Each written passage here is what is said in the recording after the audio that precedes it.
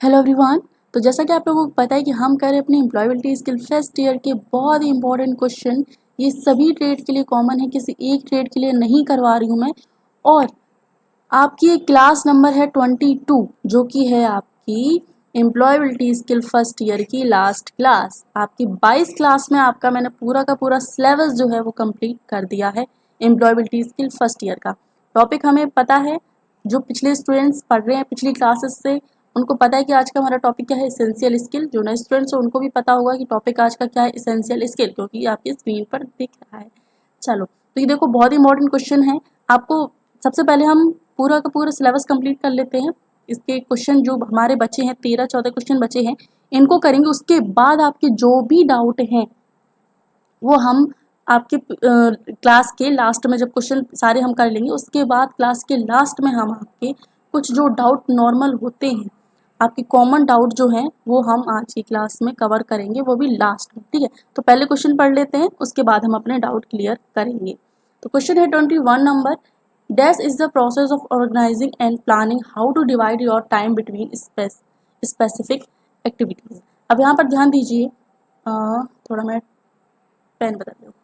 अपने समय को विशिष्ट गतिविधि के बीच विभाजित करने के तरीकों को व्यवस्थित करना और योजना बनाने की प्रक्रिया क्या कहलाती है। अब यहाँ पे देखो, समय की बात हो रही है, समय की बात हो रही है। समय को विशिष्ट गतिविधियों के बीच विभाजित करना मतलब हर एक काम का हर एक समय के हिसाब से डिवाइड करना कि इस समय में ये काम करना है, इस समय में ये काम करना, उस तरीके से उसको डिवाइड करना, विभाजित करना और व्यवस्थित करने और योजना बनाने की प्रक्रिया क्या कहलाती है। अब यहाँ पे समय की बात हो रही है, समय को मैनेज करने की बात हो रही है, तो यहाँ पे क्या होगा, टाइम मैनेजमेंट। टाइम मैनेजमेंट, अब इसको हिंदी में अगर लिखूं तो ये होगा समय प्रबंधन। ठीक है, आप में से किसी एक ने कमेंट किया था कि मैम इसको थोड़ा हाईलाइट कर दिया करो, ऑप्शन जो आंसर आप बताती हो। अभी मैं पिछले कुछ क्लासेस से इनको हाईलाइट नहीं कर रही थी, ऐसे टिक करके बता रही थी कि ये इसका आंसर है, हाईलाइट नहीं कर रही थी। तो मुझे ऐसा कोई दिक्कत नहीं है इसको हाईलाइट करने में, बस थोड़ा सा टाइम 5-10 मिनट और लगता है, लेकिन चलो कोई नहीं, आपको दिक्कत हो रही थी तो मैं इसको हाईलाइट करके आप लोगों को पढ़ाऊंगी आंसर को। ठीक है, तो इसका आंसर क्या होगा, टाइम मैनेजमेंट। यहाँ पे समय की बात हो रही थी, टाइम को मैनेज करने की बात हो रही थी, ये था समय प्रबंधन। नेक्स्ट है, which of the following statement is true about time management. समय प्रबंधन के बारे में निम्नलिखित में से कौन सा कथन सही है। आप जो पुराने स्टूडेंट्स हैं वो बिल्कुल नीचे देखेंगे कि भाई ऑल ऑफ द एबव यहाँ पर लिखा है, यानी कि उपरोक्त सभी होगा इसका राइट आंसर। भाई हाँ, उपरोक्त सभी होगा, लेकिन इसका मतलब ये नहीं कि आप क्वेश्चन नहीं पढ़ोगे और ऐसे ही तुक्का लगा दिया ऑल ऑफ द एबव। आपको पिछले क्वेश्चन, सॉरी पिछले नहीं, आगे आने वाले कुछ क्वेश्चन है उनमें आपको पता चलेगा कि इसका answer all of the above नहीं होगा और किस क्वेश्चन का answer all of the above होगा। तो इस वजह से क्वेश्चन को ध्यान से पढ़ना है, ऑप्शन को ध्यान से समझना है। आपने ऑप्शन पढ़ लिए होंगे, चलो पढ़ते हैं। समय प्रबंधन के बारे में निम्नलिखित में से कौन सा कथन सही है। इससे कम समय में अधिक काम पूरा करने में मदद मिलेगी, भले ही समय की कमी हो। बिल्कुल सही है ये। गुड टाइम मैनेजमेंट आपको स्मार्ट तरीके से काम करने में सक्षम बनाता है। बिल्कुल, ये भी आपका ऑप्शन सही है। आप समय सीमा को पूरा करने और गुणवत्ता वाले उत्पाद या सेवा देने में सक्षम होंगे। तो भाई क्या होगा, उपरोक्त सभी। आप लोग बिल्कुल सही आंसर दे रहे हैं, उपरोक्त सभी। नेक्स्ट है, the Pomodoro technique is a system that encourage people to work with the time they have. So what is Pomodoro technique used for. Pomodoro तकनीक एक ऐसी प्रणाली है जो प्रोत्साहित करती है लोगों को उनके पास समय के साथ काम करने के लिए। पोमोडोरो एक ऐसी तकनीक है जो लोगों को उनके पास समय के साथ काम करने के लिए प्रोत्साहित करती है। तो ये जो पोमोडोरो तकनीक है, ये किसके लिए प्रयोग की जाती है। क्वेश्चन थोड़ा ऊपर नीचे है, वो मैंने आपको सही बता दिया है। पोमोडोरो तकनीक एक ऐसी प्रणाली है जो लोगों को उनके पास समय के साथ काम करने के लिए प्रोत्साहित करती है। ये तो एक टेक्निक हो गई पोमोडोरो। ठीक है, अब ये पोमोडोरो तकनीक जो है वो किसके लिए प्रयोग की जाती है, किसके लिए प्रयोग की जाती है। अब देखो क्वेश्चन में ही इसका आंसर है, यहाँ पे लिखा है उनकी लोगों को उनके समय के साथ काम करने के लिए, समय का प्रबंधन करना और एक कार्य पर अधिक समय तक केंद्रित रहना। क्या होगा, option B, maintaining time and staying focused on one task for longer. समय का प्रबंधन करना और एक कार्य पर अधिक समय तक केंद्रित रहना। अब पोमोडोरो टेक्निक, अब ये जो पोमोडोरो शब्द है, पिछले हमने कुछ क्लासेस में, एक जो पिछली क्लास थी उसमें हमने एक क्वेश्चन था कि जी ये जो पोमोडोरो है इसका अर्थ क्या होता है, पोमोडोरो का अर्थ क्या होता है। तो देखो पोमोडोरो तो एक इटालिक वर्ड है, इटालियन वर्ड है, ठीक है। इसका अर्थ होता है टमाटर। इसमें कंफ्यूज मत होना कि आपने एक बार पढ़ाया था कि पोमोडोरो यानी कि टमाटर, तो वो एक अलग क्वेश्चन था। पोमोडोरो मीन्स था, पोमोडोरो का क्या अर्थ है, तो वो इटालिक वर्ड है तो उसका अर्थ होता है टमाटर। लेकिन पोमोडोरो टेक्निक का क्या मतलब होता है, समय को प्रबंधित करना, टाइम मैनेजमेंट, ठीक है, ये आप ध्यान रखिएगा। नेक्स्ट है how many days does it take to a form a habit. आदत बनने में कितने दिन लगते हैं भाई, ये बहुत इंपॉर्टेंट है। और ये इसका आंसर बहुत सारे लोगों को पता होगा, 10 दिन, 14 दिन, 21 दिन या फिर 7 दिन। कोई भी आदत हो, जैसे आपको, आप सोच रहे हो कि भाई सुबह सुबह उठेंगे हम एक्सरसाइज करेंगे या फिर सुबह सुबह उठेंगे हम टहलने जाएंगे, तो ये जो आदत है ना, कोई भी नई चीज़ शुरू करते हैं तो वो मुश्किल से मुश्किल हम 5 दिन कर पाते हैं, 7 दिन कर पाते हैं, मुश्किल से मुश्किल 10 दिन कर पाते हैं। अगर हम किसी काम को, कोई भी काम है जैसे एक्सरसाइज करना, अगर हम डेली 21 दिन को 21 दिन इसको रेगुलर कर लेते हैं, किसी भी आदत को 21 दिन बना लेते हैं ना, तो वो एक आदत बन जाएगी हमेशा के लिए। अगर आप 21 दिन स्टेबल रह सकते हो उस आदत को, जैसे आप एक्सरसाइज करना चाह रहे हो, तो अगर आप 21 दिन करोगे ना एक्सरसाइज, आप हमेशा उसकी आदत लग जाएगी फिर आपको, ठीक है, तो वो एक आदत बन जाएगी। तो आदत बनने में कितने दिन लगते हैं, 21 दिन लगते हैं, 10 दिन नहीं भैया, 14 दिन भी नहीं, 7 दिन भी नहीं। हम लोग ज़्यादा से ज़्यादा कोई भी हैबिट अप्लाई करने की कोशिश करते हैं कि भाई हम आज ये करेंगे, ठीक है, लेकिन वो ज़्यादा से ज़्यादा मेरे से तो 5 दिन ही हो पाती है, उससे ज़्यादा कुछ नहीं। अभी मैंने करेले का जूस पीना स्टार्ट किया, मुश्किल से मैंने 5 दिन ही पी पाया, उसके बाद नहीं। सोचा था कि पूरे 1 महीने पिएंगे या फिर पीते ही रहेंगे, लेकिन नहीं हो पाया। ये 5 दिन 4-5 दिन पी पाए, तो ये हैबिट नहीं बन पाई। तो उसको अगर 21 दिन अगर आपकी लगातार वो काम करते रहो ना, तो वो हैबिट बन जाएगी, ठीक है। तो ये ध्यान रखें, मैंने इतना टाइम लिया इस क्वेश्चन में, तो आपको याद रहेगा कि आदत बनने में कितने दिन लगते हैं, 21 दिन लगते हैं, ठीक है, याद रखिएगा 21 दिन। नेक्स्ट है dash refers to the process of budgeting, saving, investing and spending our resources well। Question है डैश हमारी संसाधनों को अच्छी तरह से बजट बनाने, बचत करने, निवेश करने और खर्च करने की प्रक्रियाओं को संदर्भित करता है। अब यहाँ पे देखो, अच्छी तरह से बजट बनाने मतलब हमारी कोई सैलरी आई और लगभग 30,000, ठीक है, 30,000 सैलरी आई। भाई मैं अपनी बात नहीं कर रही हूँ, मेरे पास तो अभी सैलरी आ ही नहीं रही है, ठीक है, मैं क्या बताऊँ, मेरे पास सैलरी नहीं आ रही अभी। कुछ यूट्यूब का प्रॉब्लम हो गया था, वो अभी फिक्स किया है और अभी नहीं आ रही है। मान लेते हैं 30,000 कोई सैलरी आई है, तो उसमें हमने बजट बनाया। अब कितना बचत करना है, 10,000 बचत करना है समथिंग, और कहाँ निवेश करना है, जैसे हमने 10,000 कहीं निवेश कर लिया और 10,000 हमारा खर्चा हो गया। तो ये सब क्या है, हमने ये सारी चीज़ें हमने मैनेज करी हैं। ये क्या क्या करिए, रुपए ही तो करें। बजट बनाना, बचत करना, बचत किससे कर सकते हैं, रुपए से ही तो कर सकते हैं। निवेश किससे कर सकते हैं, रुपए से कर सकते हैं। खर्च किससे कर सकते हैं, मनी। मनी तो भाई सब कुछ है, ठीक है, मनी ही सब कुछ है। तो ये क्या कहलाएगी, मनी मैनेजमेंट कहलाएगी। क्या होगा, धन प्रबंधन। धन प्रबंधन ये कहलाएगा। तो क्या होगा, हमारे संसाधनों को, तो ये जो धन प्रबंधन है वो हमारे संसाधनों को अच्छी तरीके से बजट बनाने, बचत करने, निवेश करने और खर्च करने की प्रक्रियाओं को संदर्भित करता है। क्या होगा, मनी मैनेजमेंट होगा आपका राइट आंसर। नेक्स्ट है an example of desires is. इच्छाओं का एक उदाहरण जैसे है, इच्छाएं, डिजायर्स। अब देखो इच्छाएं क्या हो सकती है हमारी, ऑप्शन पढ़ो क्या होगी। बुक एंड पेन, भाई किताबें और कलम की इच्छाएं हम लोगों को कभी नहीं हुई। आई थिंक, मेरे ख्याल से, मुझे तो इनकी डिज़ायर यानी कि इच्छाएं कभी नहीं हुई कि मुझे कॉपी भी चाहिए, पेन भी चाहिए। भाई ये तो मम्मी पापा की जिम्मेदारी होती है, वो लेके देंगे, हमारे वो थोड़ा ना डिज़ायर थोड़ा ना है। मोबाइल रिचार्ज, भाई ऑनलाइन पढ़ेंगे तो मोबाइल रिचार्ज मम्मी पापा करवाएंगे। यूनिफॉर्म, स्कूल जाएंगे तो मम्मी पापा लेके देंगे। हमारी खुद की इच्छा क्या है, एक महंगी bike, for example N expensive bike, किसी की बाइक देख ली, भाई क्या बुलेट है, वो क्या अपाचे है, क्या यामा है ना। बाइक किसी की देख ली, फिर मन उसी में अटका रह जाता है कि ऐसी बाइक तो फ्यूचर में लेनी है। तो इच्छाओं का उदाहरण इनमें से कौन सा है, एन एक्सपेंसिव बाइक। नेक्स्ट है when spending money last priority should be given to, धन खर्च करते समय अंतिम प्राथमिकता किसे देनी चाहिए, अंतिम प्राथमिकता किसे देनी चाहिए।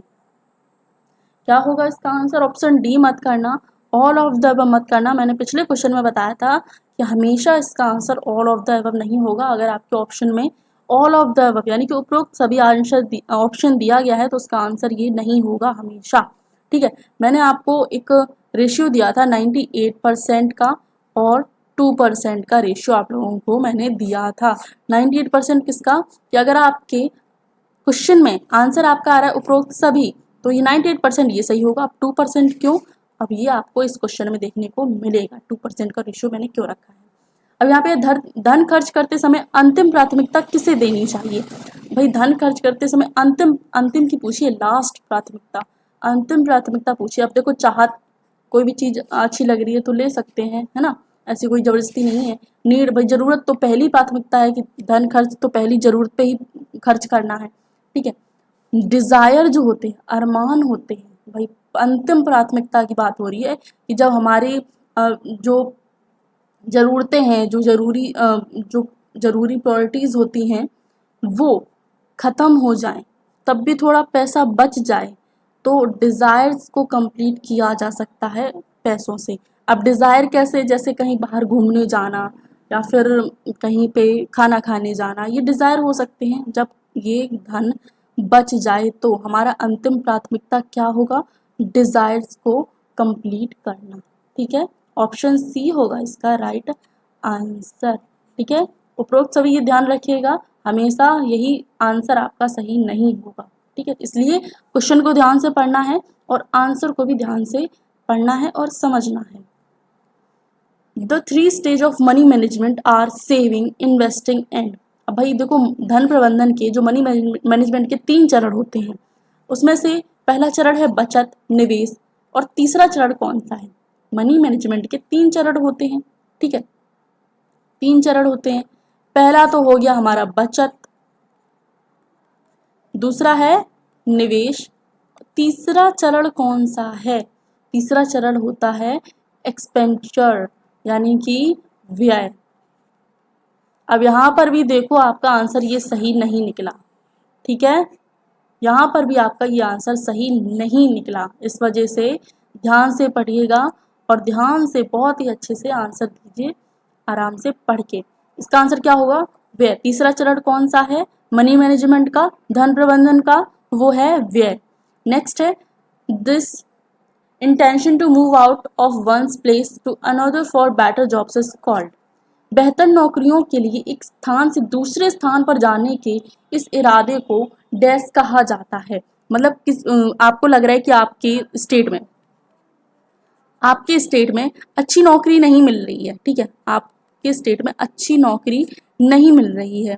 ठीक है, तो आप दूसरे स्टेट जाओगे, जैसे आप यूपी के हो तो यूपी में अच्छी नौकरी नहीं मिल रही है, तो मोस्टली कहाँ पर आपको मिलती है नौकरियाँ, आपको नहीं सॉरी, नौकरियाँ सबसे ज़्यादा मोस्टली देखा है मैंने, लोग जाते हैं गुजरात, वहाँ पे कपड़ों की फैक्ट्रियाँ बहुत हैं, गुजरात में लोग जाते हैं, है ना। तो गुजरात में लोग नौकरी करने जाते हैं, वहाँ पे कपड़ों की फैक्ट्रियाँ बहुत हैं, तो बहुत काम मिल जाता है। ठीक है, तो जब आप यूपी से गुजरात जाओगे तो आप प्रवासी कहलाओगे, गुजरात में आप प्रवासी कहलाओगे, यानी कि आप वहाँ लोकल के नहीं हो, आप दूसरे किससे आए हो, दूसरे प्रदेश से आए हो, आप प्रवासी हो। ठीक है, तो आप क्या कहलाओगे, माइग्रेशन। ठीक है, क्या कहा जाएगा, प्रवास कहा जाएगा, आपने प्रवास किया है एक स्टेट से दूसरे स्टेट, यानी कि नौकरी की खोज में आप किसी दूसरे स्थान पर जाने के इस इरादे को क्या कहा जाता है, प्रवास कहा जाता है, यानी कि माइग्रेशन कहा जाता है। 30 नंबर क्वेश्चन है what is a comfort zone. भाई कंफर्ट जोन में रहना सभी को पसंद है। ठीक है, कोई दिक्कत ना हो, लेकिन ये जो कंफर्ट जोन है ये क्या कहलाता है भाई? कंफर्ट जोन हमें तो भाई, मैं अपनी बात करूँ तो मुझे तो मेरा घर ही अच्छा लगता है, सबको अपना घर अच्छा लगता होगा। यही जो कंफर्ट जोन जिसको बोलते हैं, इसका मतलब क्या है, ये है क्या कि कंफर्ट जोन, इसकी मीनिंग क्या है? आइए जानते हैं ऑप्शन से। कंफर्ट जोन यह वह जगह है जहां हम सोने जाते हैं। क्या इसका आंसर ये हो सकता है? यह वह जगह है जहां बच्चे रहते हैं। भाई बिल्कुल नहीं, बच्चों की तो चिल्ल पिल्ल इतनी होती है, मन करता है एक दो को मतलब मारूं। और क्या बोला जाए, बस नहीं, ये आंसर नहीं होगा। देखो ये आंसर नहीं होगा। वह जगह जहां बच्चे हो, कंफर्ट जोन ये नहीं हो सकता। हमारी चिर परिचित जीवन शैली और व्यवहार ही हमारा कंफर्ट जोन है। या फिर आराम करने के लिए हवाई अड्डे में डिज़ाइन की गई जगह। मतलब हवाई अड्डे में आपने देखा होगा कई जगह डिज़ाइन किया जाता है अच्छे से आराम करने के लिए कि भाई फ्लाइट लेट होगी, आप यहाँ पे आराम कर सकते हो, यहाँ पर खाना खा सकते हो, ठीक है। तो वहाँ पर आपको ये सारी चीज़ें देखने को मिलेंगी, आराम वगैरह करने के लिए, खाना खाने के लिए। तो क्या ये कंफर्ट जोन है, हवाई अड्डे पे रुकना, आराम करना, खाना खाना? तो बताइए क्या होगा इसका राइट आंसर? भाई सीधे दिख रहा है कि कंफर्ट जोन वह नहीं होगा कि जहां हम सोने जाते हैं, ये भी नहीं होगा। जहां बच्चे रहते हैं वो भी नहीं होगा। और हवाई अड्डे पर सोना या फिर आराम करना या फिर खाना खाना, ये भी नहीं होगा हमारा कंफर्ट जोन। कंफर्ट जोन क्या है? हमारी चिर परिचित जीवन शैली और व्यवहार ही हमारा कंफर्ट जोन है। क्या होगा? ऑप्शन सी होगा हमारा राइट आंसर। नेक्स्ट है 31 number question, which of these statements is true? इनमें से कौन सा कथन सत्य है? कौन सा कथन सत्य है? देखते हैं ऑप्शन को। सभी नौकरियां सभी शहरों में उपलब्ध नहीं। भाई ऐसा नहीं है, नौकरियां सभी शहरों में उपलब्ध नहीं है, कुछ कुछ शहरों में नहीं मिल पाएंगी आपको। जैसे कि मैंने बोला कि आप गुजरात में जाओगे, अहमदाबाद में जाओगे, एक ही बात है, वहां पर आपको ये मिल जाएगी नौकरियां बहुत ही आसानी से। मध्य प्रदेश में थोड़ा कम देखने को मिले, यूपी में अपनी है काफ़ी सारी, ठीक है, फैक्ट्रियां हैं, तो वहां पर आपको नौकरी देखने को मिल जाएगी, प्राइवेट की मैं बात कर रही हूँ, ठीक है। तो सभी नौकरियां सभी शहरों में उपलब्ध है नहीं भाई, सत्य नहीं है ये। कुछ शहरों में कुछ निश्चित नौकरियां भूमिकाओं के लिए दूसरों की तुलना में अधिक अवसर है। या फिर मेट्रो शहरों में वेतन हमेशा छोटे शहरों से अधिक होता है। ये इसका तो कोई मतलब ही है, यहाँ पे नौकरी की बात हो रही है, ठीक है। Some cities have more opportunities than others for certain job roles. क्या होगा? ऑप्शन बी होगा इसका राइट आंसर। कुछ शहरों में कुछ निश्चित नौकरी भूमिकाओं के लिए दूसरों की तुलना में अधिक अवसर देती हैं। 32 number question, which of these expensive are incurred when we move to a new city? जब हम किसी नए शहर में जाते हैं तो इनमें से कौन सा खर्चा होता है? जब हम किसी नए शहर में जाते हैं, किसी एक शहर से किसी दूसरे शहर में जाते हैं, जैसे मैं अपने घर से जाऊं फॉर एग्जांपल मैं कानपुर जाऊं या फिर आगरा जाऊं, तो मुझे किस चीज़ की ज़रूरत होगी? नए कपड़े खरीदने की। भाई कपड़े तो मैं अपने बैग में ही रख के जाऊंगी। किताबें खरीदना, किताबें भी थोड़ी बहुत होंगी। जूते खरीदना नहीं भाई। क्या? एक सिफारिश का किराया। भाई हिंदी पे ध्यान मत दीजिए, रेंट ऑफ एंड रिकमेंडेशन। भाई हमें सबसे ज़्यादा, भाई हम लोग एक शहर से दूसरे शहर में जा रहे हैं, किसी दूसरे शहर में जा रहे हैं, तो हमें रहने के लिए भी तो जगह चाहिए ना। तो हम रेंट पे क्या लेते हैं? कमरा लेते हैं, कोई भी होटल बुक करते हैं, ठीक है। होटल तो भाई बहुत दूर की बात है, कमरा ही बुक कर लो, है ना। किराए पर कमरा लेना। तो हमें किस चीज़ की ज़रूरत होगी? हम अगर नए शहर में जाएंगे, किसी दूसरे शहर में जाएंगे, कपड़े तो नहीं होगा। देखो भाई कपड़े नहीं होगा, बाइंग बुक्स नहीं होगा, बाइंग शूज़ नहीं होगा।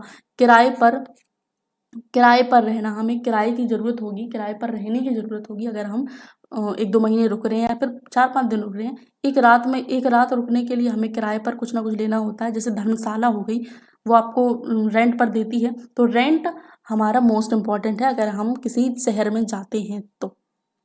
ऑप्शन डी होगा इसका राइट आंसर। नेक्स्ट है, which of these documents are not compulsory required of international travel? इनमें से किन दस्तावेजों की अनिवार्यता अंतर्राष्ट्रीय यात्रा के लिए है? सॉरी, आर नॉट, मैंने इसमें लिखा नहीं। इनमें से किन दस्तावेजों की अनिवार्यता अंतर्राष्ट्रीय यात्रा के लिए नहीं है? ठीक है, नहीं है, नहीं है, अंतर्राष्ट्रीय यात्रा के लिए नहीं है। अब देखो पासपोर्ट, तो भाई आप अपने इंडिया में ही एक शहर से दूसरे शहर में जाओगे तो पासपोर्ट तो कंपलसरी है, ठीक है। एक इंडिया की बात करियो, एक शहर से दूसरे शहर में जाओगे तो पासपोर्ट की ज़रूरत पड़ेगी। लेकिन वीज़ा जो है, वीज़ा क्या होता है कि वीज़ा होता है कि हम अगर एक देश से दूसरे देश में जा रहे हैं तो उसका वीज़ा लगता है। ठीक है। तो भाई अंतर्राष्ट्रीय यात्रा के लिए नहीं है, किस चीज़ की, किस दस्तावेज की आवश्यकता नहीं होती है, पर्सनल आइडेंटिफिकेशन, ये तो बहुत ही इंपॉर्टेंट है। इलेक्ट्रिसिटी बिल जो हमारा है, बिजली का बिल जो है वो बिल्कुल ज़रूरी नहीं है हमारी यात्रा में, अंतर्राष्ट्रीय यात्रा में ये जो इलेक्ट्रिसिटी बिल है इसकी ज़रूरत नहीं हो। ठीक है, इतना आपको समझ में आ गया। पासपोर्ट की ज़रूरत होती है हमारी यात्रा में, हवाई जहाज़ की यात्रा में। वीज़ा की ज़रूरत होती है जब हम एक देश से दूसरे देश में जाते हैं। पर्सनल आइडेंटिफिकेशन, जैसे आपका आधार कार्ड हो गया, बहुत सारी आइडेंटिफिकेशन होती हैं, वो चीज़ें हमें ज़रूरत पड़ती है हमारी यात्रा में, लेकिन इलेक्ट्रिसिटी बिल का यूज़ नहीं होता है। चलो अब आते हैं आपके अगला क्वेश्चन है ही नहीं, चलो आते हैं आपके डाउट पर। तो देखो सबसे पहले आपका होगा सीवीटी एग्ज़ाम। सीवीटी एग्ज़ाम बहुत सारे लोगों के मन में अभी भी सवाल है, कुछ होशियार स्टूडेंट्स हैं जिनको पता है कि हमारा ऑनलाइन एग्ज़ाम होगा, एक ही दिन होगा, ऑनलाइन एग्ज़ाम होगा आपका और एक दिन में ही होगा, ऐसे कोई 3-4 दिन नहीं लगेगा, एक दिन में ही आपका होगा कंप्लीट। अब कितने घंटे का टाइम होगा, कितने घंटे, तो ये आपको मिलेगा 2 आवर्स का टाइम, यानी कि 2 घंटे का टाइम आप लोगों को मिलेगा। कितने क्वेश्चन आएंगे ये भी बात करेंगे। हाँ, तो कितने प्रश्न आएंगे आपके, कितने प्रश्न पूछे जाएंगे आपके। तो प्रश्न देखो आपकी, अगर मैं बात करूं, प्रश्न की बात हो रही, नंबर की बात नहीं कर रही हूँ। अभी मैं पूरा सेगमेंट बताऊंगी, पूरा का पूरा। ठीक है, बस बने रहिए, देखते रहिए, स्किप मत करना।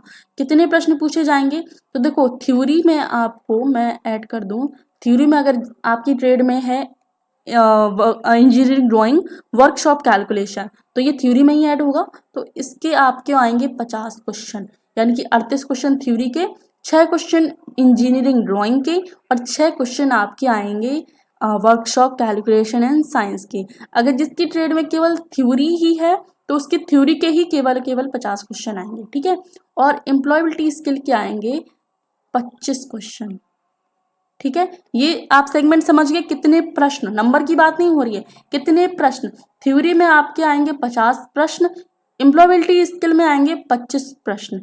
ठीक है, अब बात करते हैं कि आपकी जो लैंग्वेज क्या होगी, भाषा क्या होगी आप लोगों के एग्जाम की। तो अभी तक जहां तक मेरा एक्सपीरियंस और जितने भी अभी मैं एग्जाम देखती आ रही हूँ, उसमें आपकी इंग्लिश प्लस हिंदी, ये दोनों लैंग्वेज में पूछे जा रहे हैं। अब आप कहोगे कि मैम मैं तो गुजरात से हूँ या फिर महाराष्ट्र से हूँ या फिर उत्तराखंड में तो हिंदी है, ये जो गुजरात के हैं, ठीक है, गुजरात हो गया, आपके महाराष्ट्र होंगे, आप कहोगे कि मैडम जी हिंदी तो हमें हमारा स्टेट लैंग्वेज नहीं है। तो भाई आपकी जो स्टेट लैंग्वेज है ना, वो आपकी हिंदी की जगह आएगी। ठीक है, स्टेट लैंग्वेज आपकी पूछी जाएगी अगर आपकी स्टेट लैंग्वेज हिंदी के अलावा कुछ और है तो, इंग्लिश प्लस स्टेट लैंग्वेज, और जिसकी स्टेट लैंग्वेज हिंदी है वो उनके क्या क्या सेगमेंट रहने वाला है, इंग्लिश प्लस हिंदी। इतना आप समझिए लैंग्वेज का। अब आ जाते हैं कि आपका क्या माइनस मार्किंग। तो आपके एग्जाम में जो माइनस मार्किंग है वो नहीं है, नो माइनस मार्किंग। ठीक है, नहीं है, बिंदास आप लोग करिएगा, नो माइनस मार्किंग। ठीक है, अब आपका दूसरा डाउट क्या हो सकता है, एग्जाम सेंटर का। आप लोगों के मन में दिमाग में सवाल होगा कि मैडम जी हमने तो अभी तक एक भी ऑनलाइन एग्जाम नहीं दिया है, हम क्या करें भाई, हमें तो पता भी नहीं है कैसे क्या टाइप करते हैं, क्या क्या डाला जाता है कंप्यूटर पे, क्या क्या फिल किया जाता है। ठीक है, तो उसकी टेंशन आप लोगों को नहीं लेनी है, आपको इसकी टेंशन नहीं लेनी है, बिल्कुल हैप्पी होके जाना है। ठीक है, हैप्पी होके जाना है आप लोगों को अपने एग्जाम सेंटर पर।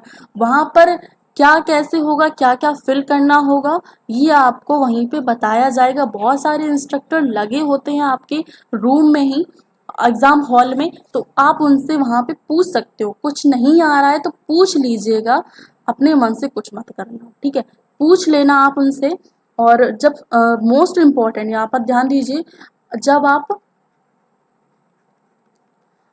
जब आप क्या कर रहे हो, मैं भूल गई मोस्ट इम्पॉर्टेंट क्या है, जब आपका एग्ज़ाम ख़त्म हो गया हो, यानी कि आपने सारे क्वेश्चन टिक कर लिए हों, आपको सबमिट करना हो, तो सबमिट भी अगर आपको आ रहा है कि हाँ ऐसे सबमिट किया जाता है, ठीक है। एक तरफ ऑप्शन होता है क्लियर और एक तरफ ऑप्शन होता है सबमिट, ठीक है।